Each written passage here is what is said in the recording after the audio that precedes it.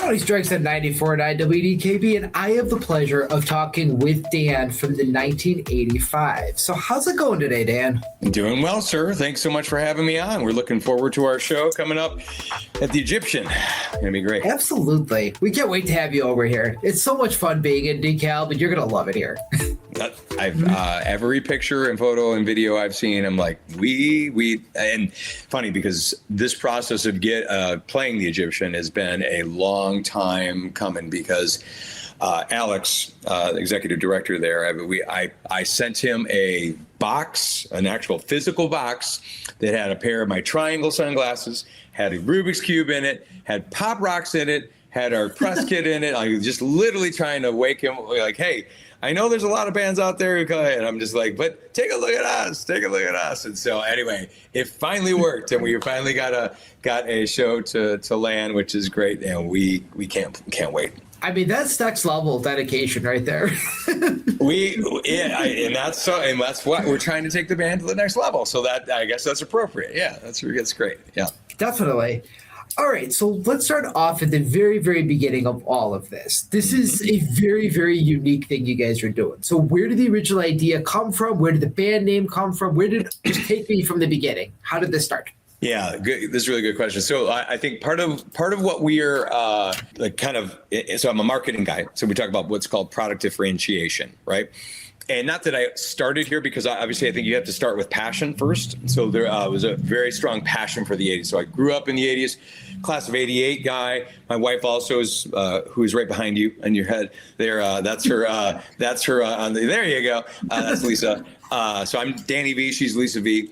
But we are, we grew up in the 80s, and that's our kind of our jam. And the beauty of it is that, and our whole band has different flavors of what they love in terms of 80s. And the beauty is that there is with such a crazy variety in the 80s. So and when you would listen to a radio stations, especially if they were a quote unquote pop station back in the day, you turn on pop and you would hear Madonna playing, and then the next song is going to be Journey, and then you might hear even Motley Crue would be playing next, and then you hear CNC Music Factory, and then you hear Whitney Houston, you know what I mean? So it's this huge range of music, but yet it was all under that banner of the 80s, and so we just so loved that aspect of it. And then as a product differentiator, there were a lot of tribute bands out there. There are a lot of tribute bands out there that do maybe a specific artist. We and if you come to the show, which I hope you do, you'll see that we change things a lot. So you will not be bored in our show. It moves pretty quickly. We don't stay in a genre long. We hit a spot and then we'll move on.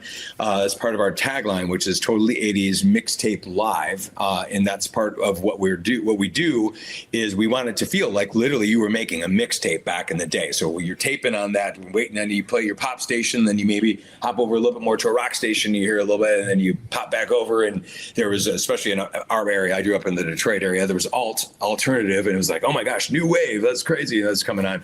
So all that put together, creating a real a nice night that has a lot of variety and allows you to kind of like immerse yourself in the full experience of the 80s. And then, everything from videos that we do and, whether it's video games and stuff like that, little contest stuff, we do some 80s trivia, all that put together, and then the visual effects and then some of our lighting, of course, that kind of makes it feel very 80s style. So that's kind of part of the show. But then back to the original question, which was, how did you even get the name? That would have had to do with the idea of trying to find something that was generic enough that didn't automatically conjure up hairband. Because a lot of, and this is the truth, is we're trying to differentiate, obviously, and you can see my blue hair right there. You don't go, it's another one of those hair bands. No, you might look at the other guy on the other side and go, hairband. But what we're trying to do is to make sure that it's not just a hairband experience. And I say that kindly, not only a hairband experience, though we do play hairband music within the show. So that's kind of part of the whole shtick there. So we wanted to have to be generic enough. It sets right in the middle of the decade. And in addition to that, my daughters and I, so my daughters are in their 20s now, when they were growing up, were fans of a band called the 1975, who's a really great band, kind of has a lot of 80s influence into them, especially a lot of the new wave stuff that they have. So love their stuff. And when we went to like 9 concerts with these guys in the matter of probably 4 or 5 years. So it was 9 shows. And whereas like we're standing in line once, I'm like, if ever I were to make an 80s band or make a band, I'm going to call it the 1985. We're going to do all 80s. It's going to be great. And that ended up manifesting it right there. And, 8 years later, 8.5 or so years later, we're making it happen. So I have to ask, what do your daughters think? They think it's cool that you're doing this? Or they're like, oh my God, Dad, this is totally dorky. Well, what do your daughters think? They absolutely, they brag on us now. Now, That's awesome. in between stages, it was a little awkward, but now they're in their 20s. And so my one daughter's a PT and a physical therapist. And so she'll talk to her patients a lot, and they'll be sometimes in our age range. They're like, oh, so yeah, my parents said they have a band. It's an 80s band. And they get to start to a little bit talk about that and that kind of stuff. So yeah, they are big fans of us. And it's been fun to watch that. I mean, that's definitely different. Hey, what does your mom and dad do? Not, they're an accountant. They do. They're rock stars. yeah, exactly. And that's kind of the fun thing. I mean, and so this is my full-time job. My wife still does teach. She's a teacher. She's starting up this week. But we are, our whole experience being, as this has grown, as now it's like who in their 50s, typically it's the other way around. Like you've done the work from your 20s through 40s, 50s, and now I got to go find a real job because it's kind of run out. I'm actually going the other direction. And so like I left my real job and kind of pursuing my dream now. And it's been a lot of fun. That's awesome. So I think doing a little bit of research, you guys formed back in 2018, right? Yep. Did you ever expect this idea to grow into what it has today? Honestly, it was so funny because we started on a Wednesday night at a local place about 2 miles from where I live here. Started on a Wednesday night, and literally, and I'll just say this, the pay for all 5 of us was $100. That's what it was going to be. And We're like, okay, you got to start somewhere. And so we took the show. And the fun part is a lot of us we were all kind of musicians in the area. So we had, all of us had natural people interested in us and that like us, from performing in the area. And so that Wednesday night, they hired as this place. It was a decent sized place, and honestly, a place that we wanted to play for the weekends at that point. But they didn't have space for us for a new band like this because they didn't know how it was going to work. But they hired a bartender and a single waitress for that night, and we overwhelmed them with over 350 people the night for just those 2 people. So they had to call in people. Wow. So we ended up getting more. We actually got $500 for that night, which was great because the guy was like, awesome. You guys made us so much money. Here you go. So that was great. That's awesome. So yeah, and I think so. Starting that way, and then so we started off kind of with that. Okay, I think people, and then the response was so positive early on. I think we very much said, okay, this has some wings, but initially it was mostly going to play the local clubs, and so we're based out of South Bend, Indiana, and the South Bend, Indiana. And we started in 2018, and then we started to really grow into things end of 2019, and then guess what happened in 2020? Nothing good. COVID hit. So, now our state didn't shut down quite as much as Illinois did, so we did get actually a chance to play a little bit, enough in that to just kind of keep things going. Obviously, at that point, I was working another job. But then, as things developed through that time, and we started to, what happened, of course, a lot of clubs shut down across the nation. Of course, that happened, particularly in South Bend. So we lost that club that we actually did the Wednesday night. That closed, and there was another big club just on the other side of town that closed as well, the kind of the big places that we were playing at that point. And it kind of forced us out to really start thinking more regionally. And so that gave me an opportunity and connected with some really good friends who were in other bands that were doing a similar style, but just in different genres. And then it was like, okay, what does it take to make this work? And part of that was just really being solid on your brand, number one, because you got to, when you go to a foreign market, you need to be able to go, this is what we're presenting. And then hopefully your marketing materials are enticing enough to say, hey, that's interesting. Let me see if I give this a shot.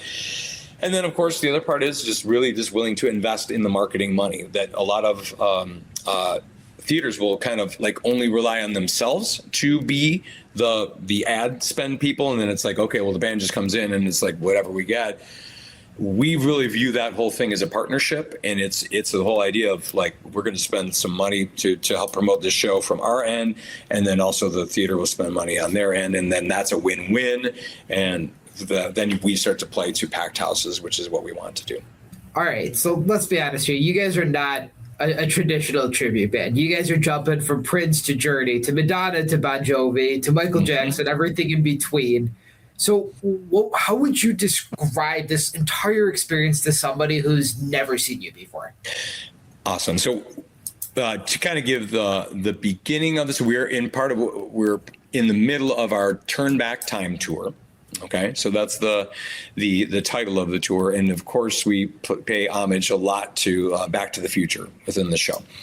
So as you would see, we are going to effectively take off in Doc Brown's time machine early from the start of the show. So we really want to say, you are coming with us now.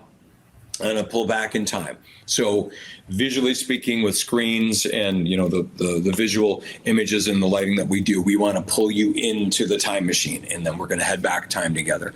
And so then and this is one of the big things that I talk about, especially when we're as we're playing in the show, especially for people who are raised anywhere near this time, and whether it's a little bit younger or a little bit older or whatever, fitting within that. Generally, there are some touch points with 80s songs that are that you would have. So like, and there are certain songs, especially if you grew up in the era, that will take you back to your bedroom when you were a high schooler or a middle schooler or whatever, or even just a kid.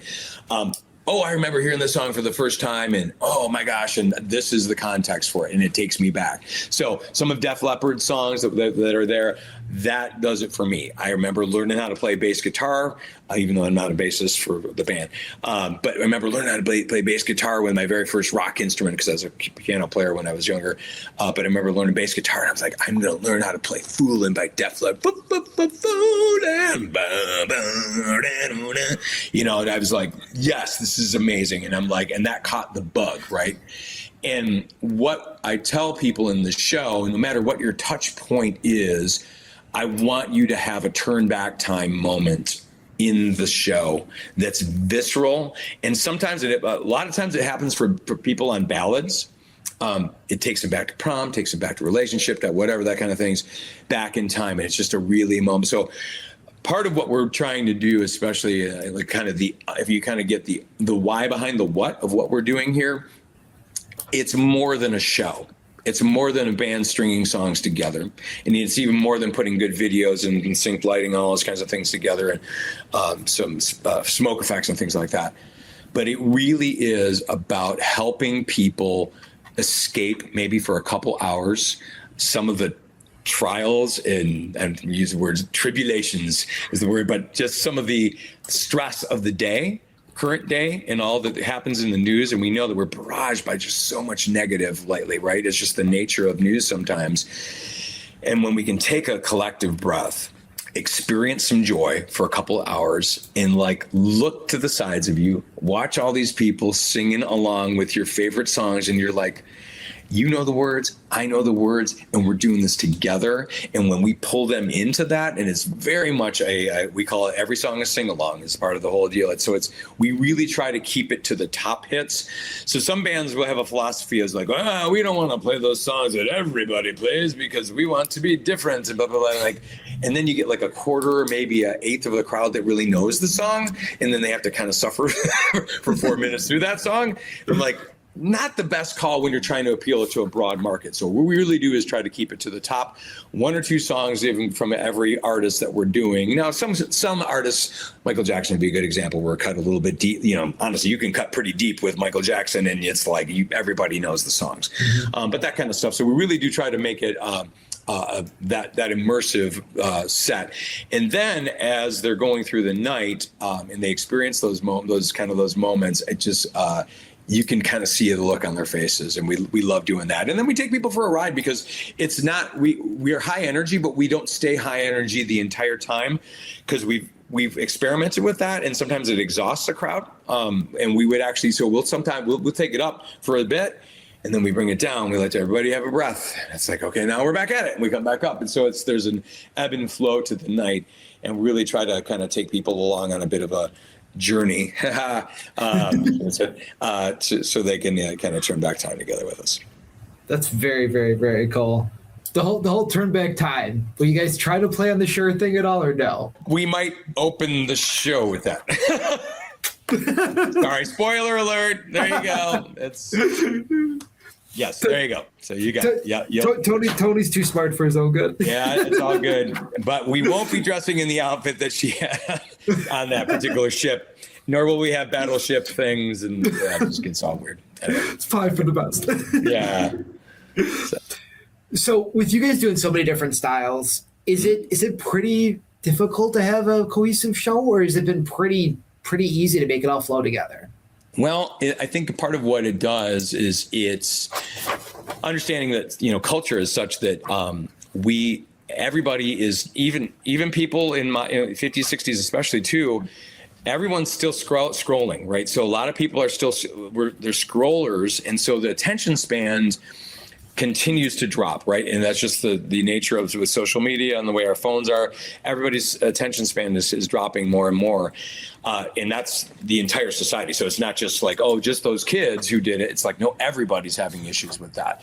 And so what we try to do is, I think, mix when we're mixing it up. And then another thing we do a lot of, there are a lot of great songs that were in the 80s that are great, but they are not worth 4.5 minutes or 4 minutes, even, for that matter.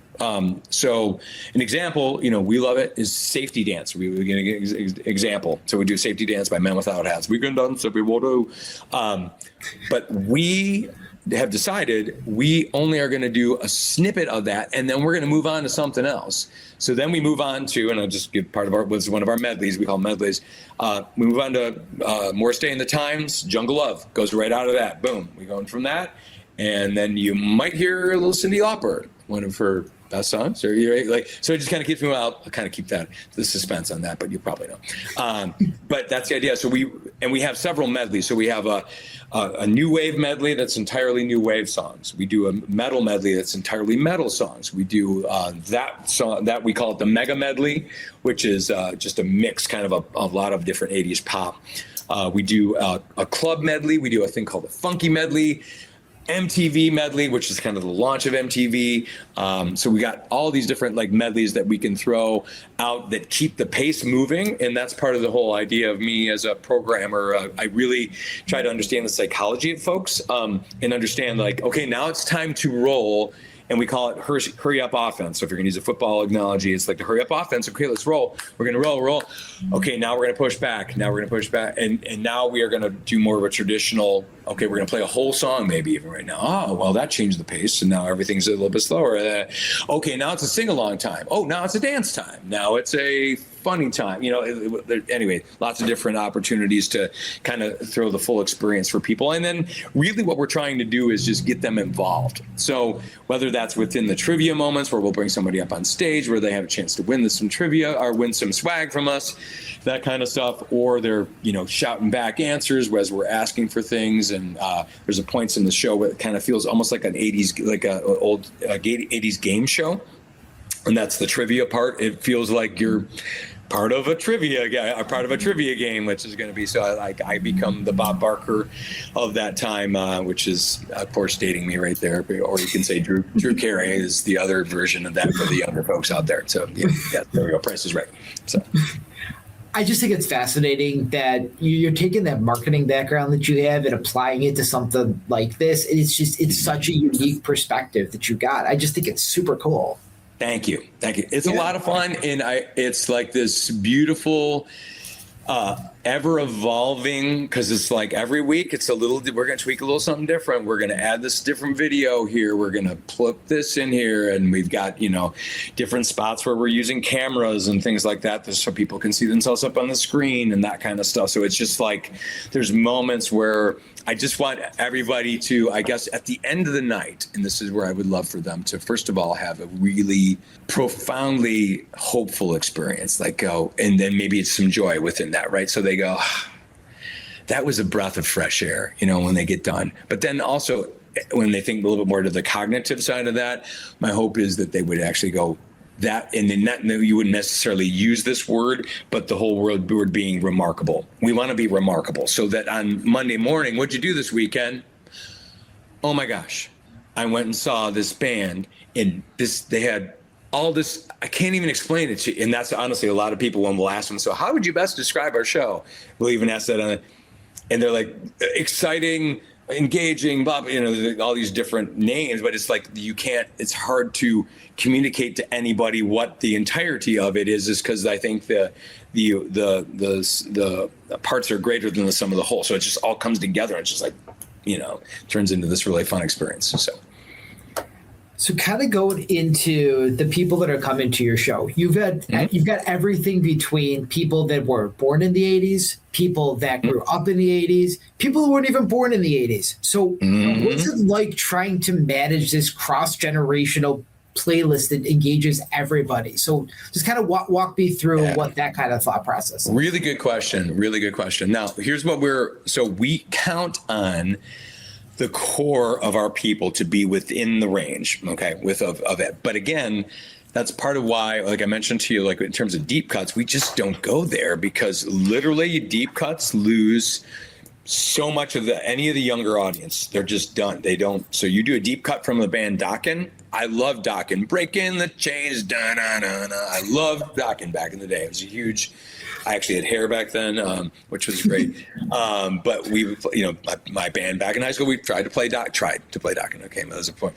But we would do that, and but in our show, of course, no, 26-year-old is going to know Dokken unless their parents really like Dokken for the most part. So we are, that's where it's like, if we're doing metal, we're probably doing Motley Crue. We're probably doing and honestly, we even cut a song from our metal medley, and some would argue that is Rat really metal, is Motley Crue really metal. Some might take issue that if Motley Crue is metal, but anyway, so long story, but even Rat we kind of pulled out because people were just checking out. We're doing Round and Round, and a lot of people were kind of just checking out because they didn't know it that well, which is interesting. So, but anyway, so within the overall scheme of this is first of all, the medleys themselves really play well to that, because if you don't know the song and we do a minute and a half, we're on to the next one. Oh, I know this one. It's like, okay. And then, so it's like, okay, yeah, maybe we do Jungle is a good example, going back to that medley, doing Jungle Love. A lot of 26-year-olds probably not going to know More Stay in the Time. Probably not. Okay, so we're doing Jungle Love, oh, we, oh. They might know that part. I'll sing along with this part, whatever. But then we bounce right into Girls Just Want to Have Fun. Boom, got it. Oh, great. And then we'll hop out and maybe do a Depeche Mode song, Just Can't Get Enough. I just can't get enough. And they're like, I kind of know this, maybe, blah, blah, blah. But then, sweet dreams of me. And they're like, yes, I'm in. So we really try to, as we're making these medleys, and we end that, I can't say how we end it. So we end that one on a really good song. But if you come, you're going to hear it. But anyway, so what we try to keep that in mind. So the medleys is number one. Number two, we actually do a couple spots where we cheat out of the 80s, and we're intentional about it, where we'll actually do some songs outside of that specific 80s. We go a little newer, and then we actually go a little bit older on a couple times within the show. And that just kind of, it appeals to a broad audience too, and we do stick to the big, broad songs that literally everybody knows. If they go to any kind of DJ event at all, you're going to know them. I won't tell you what those are, but you have to give. If you come, you see it, you'll see those songs. But yeah, that's what we do. So that really helps people, I think, attach. And then really what we're one of the things we want to kind of come back. So if at the end of the day, if our show had maybe a description, some shows might be like energy and raw and just like gritty and whatever, maybe you go see a Youngblood show, right? Seeing Youngblood and he's just like, dude, guys, gritty, can sing, owns the audience when he's out there. You're like, oh my gosh, such charisma. He's amazing. Ours is going to be like the sort of maybe the opposite in that, in terms of, but we're like very as I don't know if I could relate to Youngblood on to have a conversation with him because he's so huge, but actually he's, from what I see in interviews, he's a pretty nice guy. But from our perspective, is just like very approachable, sometimes self-deprecating. We know we're not the big rock stars. Obviously, I'll make jokes about my hair or whatever, those kinds of things throughout the fact that it is actually a wig that I'm wearing, but that kind of stuff. So I think that disarms people, and some of the humor that we try. And we do it pretty early, is like just to try to get to know us a bit, because part of that's building audience trust. And in any, I don't care if you're a public speaker, if you're a band, if you're a performer, any kind of situation, the more you can build trust with your people that you're trying to present whatever you are presenting to, the more willing they are going to be to engage. And we want people engaged. So we want people giving us feedback. And when that feedback starts to happen more, then we feed off of that and like, oh, you like that? Well, we'll give you some more. And then they go, oh yeah, we love that. So then we give you more. And then it just turns into an explosion of energy. So it's that kind of symbiotic relationship. And I think, I don't care what age you are, if that is happening in a crowd, you get caught up in it, right? That's what happens. And I think, because I think people just love that connection, and especially the fact that so much of our experience now in modern society is through screens, and we don't have that human to human connection. So when we do have that in a room, that there's an electricity there that you can't necessarily get just any place. So, and especially can't just get it by watching a recorded concert video, or even a stream for that matter, up on the screen. So, all right. So I'm going to switch gears a little bit, put you on the spot a bit. Nope. If you could only listen to one 80s artist for the rest of your life, who are you picking? Oh, that's a good one. That's a tough one. Gosh, yeah, because there's the pop side and then there's the rock side, especially in my world. So yeah, I would say probably in terms of overall interest in what I would love to listen to, probably, I would say probably I would go with In Excess. Honestly, is one of my favorite bands, because they really bridged that kind of that new wave edge of things, and then just great songwriting. And I know that they weren't like the biggest. I mean, if you look at their hit list, especially the album Kick, has literally got 6 songs that most people who were especially mildly raised in the era would know. But In Excess would probably be on the top of that list. I'd say another.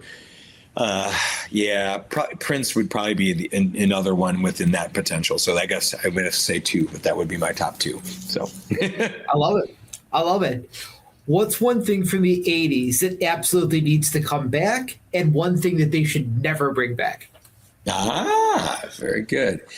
So bringing back from the 80s, I think, let's face it, man, parachute pants were pretty freaking cool. And literally, you cannot find parachute pants, because back in the day they were kind of made out of parachute material. It was like a they're kind of sweaty and bad, but anyway, no, but that was a cool look, man. I parachute pants would be very cool. And you remember painters hats? They had painters hats. They were just thin pieces of crap, but everybody kind of wore them. It's just especially wear them backwards and the whole deal. Parachute pants. And then one thing that can stay, I'd say probably, I think the big bangs, or sorry, the big, let's go that differently. The bangs, but like the shoulder pad situation, just that we can leave that, because even if you can see my suit there, I probably should go like a little higher on my shoulders there for those things to be a little more authentic, but I just like, I'm not doing it. So anyway, yeah, shoulder pads would probably be the thing. You don't want everybody looking like a linebacker? Oh, linebacker. Or Arsenio Hall back in the day. I mean, right. So who in the band embraces the 80s aesthetic just a little bit too much? Be honest. Aesthetic. Well, it's probably going to be me because I'm just kind of the key visionary on this whole thing a bit. And but yeah, I now in terms of like my normal life, I don't walk around like what I'm even wearing right now. Actually, but I thought I'd put this on, just for to be sort of in the genre, but not be my character necessarily. Yeah, I'd say probably because I'm always thinking about, and I think anybody who's passionate about anything, whether you're kind of entrepreneur or if you're a business owner or that kind of a deal, is you're always like, your brain is like trying to be as present as possible, but it's always constantly scanning for ideas. So you're like, oh, that was a cool commercial. We could do something with that. Oh, that was a cool thing that person did in a show. Oh, like maybe we can borrow on that concept or whatever, those kinds of things. And like, so I'm always kind of thinking that.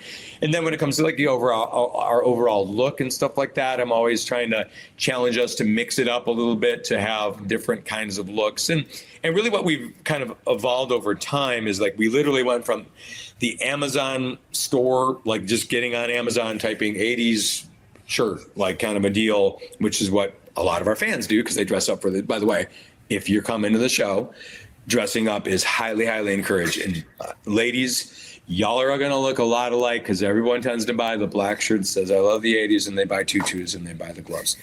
We do sell that stuff at our merch stand, by the way, some of that stuff, so then you can be officially 85 looking for that as well. But anyway, so that's part of it. But when we started, that was kind of the look. But now it's evolved. Everyone sort of has a bit of their look and honestly, their color. So I tend towards that blue that you see on my hair there. Lisa tends towards the pink. Dave's he's that yellow. Our bassist is like purple. He's not in this picture. And then our drummer's kind of red. So we all kind of hit within a color within that palette. Not that we don't all do different, we share some of those colors and do it because we can't wear the same outfit all the time. But, part of the cool part is that we, and I love the fact that like on a rare occasion, because we'll do sound check early sometimes in places and like the crowd will be around like watching us on occasion, and that's more rare. So like obviously Egyptian, we're going to be well done before we'll sound check and all that stuff before anybody comes in. But sometimes it'll happen where we're playing a festival or whatever, and we're dressed like kind of normal. Like, are you wearing the costumes? And I'm like, yes, don't worry, we're not dressing like this. We got you. We'll do a quick sound check part of a song, and like, you're wearing the costumes. And anyway, so it's great. All right, Dan. So as we wrap up here, complete the sentence for me. If you come to see the 1985, you better be ready to blank. I want to say immerse yourself would probably be the way, but also just get ready to participate, I guess, is the other part of it too. And I would say that I think the biggest challenge sometimes we have, and this is interesting because we're not doing this, so hopefully next time, hoping there's a next time for Egyptian, continued times, but we're actually developing this because we are coming to the place where there are we're creating another medley, which is what we do a lot. We're looking at another medley, and we're going to potentially lovingly call it the Dad Rock Medley, is the way of saying it. And versus old guy. But anyway, so Dad Rock Medley, and it's going to be more of those songs like Foreigner and Boston and, that kind of, 38 Special, a lot of those kinds of songs, maybe a little Cars even on that kind of stuff that are more like listen, lay back, just kind of, just sit in my seat and I'm going to enjoy this song. Right. Cause I'll be honest, a lot of guys in a particular demographic, that's what they want. They just want, I want to enjoy the song. I want to sit and I don't want to really get up and stand. But what we're finding more and more is that we're finding a lot of those guys who will start that way in a show. And then by the end, they're like standing up and they're like, hey, I'm actually into this with everybody, because it's kind of, you get caught up in it, which is a lot of fun. But we do want to help meet them a little bit in this. So we are trying to be able to kind of walk that border of like giving people chances to just spectate a bit and earn some of their trust. But then I don't think we're ever going to be a band that's just like sit there and watch us kind of a deal. It's going to be, I want to get up and dance. I want to just shout, whatever, those kinds of things, to be able to participate. And again, every venue varies a little bit. So a theater style venue like the Egyptian is going to be probably a little bit more sit down, stand up type of style versus a full out dance floor kind of a situation. But, again, that's probably where we're kind of trying to tweak our show a little bit in that respect. But we do love it. And we love people just being engaged in the show. So I'd say that's the biggest thing, is like you get ready to be engaged and to be like to participate. So. Awesome. All right. So can you remind us of the show details? Where can people buy tickets? Where can they follow you on the socials? Give me the spiel. We are going to be playing at the Egyptian Theater in DeKalb on the 19th of September. Our show starts at 7:30. I believe doors are opening at 6:30, so you'll get a chance to see our pre-show prior to that as well. And tickets can be purchased now at egyptiantheater.org. And you can check that out and get all the details. There's different tiers and levels of tickets that you can get. And we would love for you to come and be part of our day. This is our big debut. And we can't wait to bring this 80s, immersive 80s experience, our Turn Back Time tour to DeKalb. We want to take you back in time and have you maybe relive some of the memories of that era, and then hopefully make some new ones as we do this all together in a really, really fun way. All right. Well, thank you so much for taking the time to talk with us, Dan. This has been awesome. Hey, thanks, Tony. Appreciate the time.